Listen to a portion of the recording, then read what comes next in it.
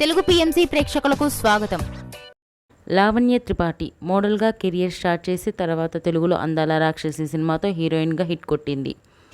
తర్వాత భలే భలే మొగాడివై సొగ్గాడే చిన్ని నాయన, మిస్టర్ వంటి సినిమాల్లో కూడా నటించింది. మిస్టర్ సినిమా టైంలోనే వరుణ్ తేజ్తో ప్రేమలో పడింది లావణ్య త్రిపాఠి. లావణ్య త్రిపాఠి, వరుణ్ తేజ్ పెళ్లి బంధంతో ఒకటైన విషయం మనందరికీ తెలిసిన విషయమే. తాజాగా లావణ్య త్రిపాఠి తన లేటెస్ట్ ఫొటోస్ని అభిమానులతో పంచుకుంది. ఆ ఫొటోస్ని మనం కూడా చూసేద్దాం.